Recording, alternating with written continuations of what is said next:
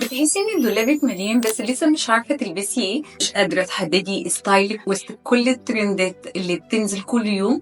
خليني اساعدك تكتشفي الستايل اللي يمثل شخصيتك بجد. كل واحد فينا ليه شخصية مختلفة ولبسها المفروض يعبر عنها، بس بسبب سرعة الترندات ساعات بنضيع وسط القصات والألوان ونشتري حاجات مش شبهنا. بس في الفيديو ده هقولك ازاي تحددي الستايل بتاعك وتبني دولاب حواليه. أول حاجة لازم تعرفي انتي بتحبي ايه فعلا. أول خطوة بصي على الصور اللي بتعجبك في السوشيال ميديا أو المنصات اللي بتتابعيها، واعملي سيف لكل لوك حسيتي إنه شدك. بعد فترة افتحي الألبوم ده وشوفي الصور اللي كررتيها أكتر من مرة، هل هو كلاسيك كاجوال أو حاجات جريئة. هنا هتبدأي تفهمي انتي بتميلي لإيه فعلا.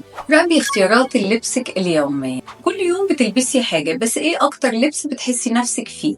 اللبس اللي لما بتخرجي بيه بتحسي بالراحة والثقة.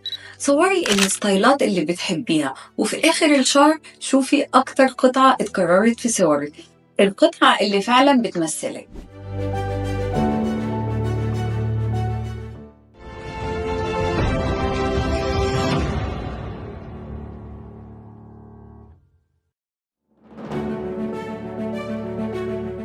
اعملي قائمة باللي بتحبيه واللي لأ، وامسكي ورقة وقلم واكتبي ايه اكتر الحاجات اللي مستحيل تلبسيها، وايه الحاجات اللي دايما بتنجذبي ليها.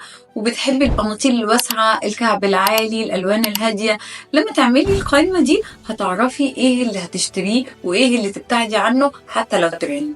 ادرسي دولاب هدومك كويس، افتحي الدولاب وشوفي ايه القطع اللي بتلبسيها كتير وايه اللي مركونة بقالها شهور. القطعة اللي مش بتلبسيها غالبا مش بتمثل ستايلك، وممكن تكون مشتريات اندفاعية.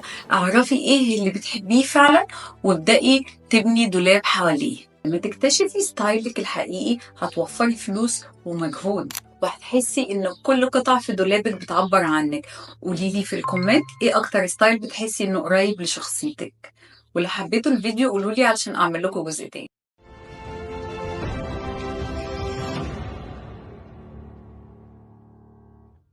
بتحسي ان دولابك مليان بس لسه مش عارفة تلبسي ايه، مش قادرة تحددي ستايلك وسط كل الترندات اللي بتنزل كل يوم.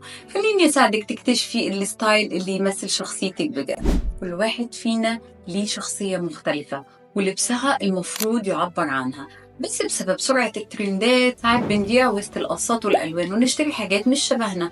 بس في الفيديو ده هقولك ازاي تحددي الستايل بتاعك وتبني دولاب حواليه.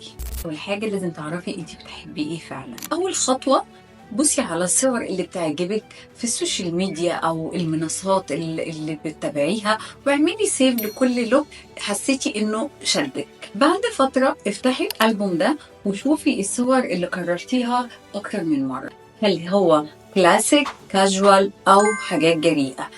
هنا هتبدأي تفهمي انتي بتميلي لإيه فعلا. راقبي اختيارات لبسك اليومية، كل يوم بتلبسي حاجة، بس ايه أكتر لبس بتحسي نفسك فيه؟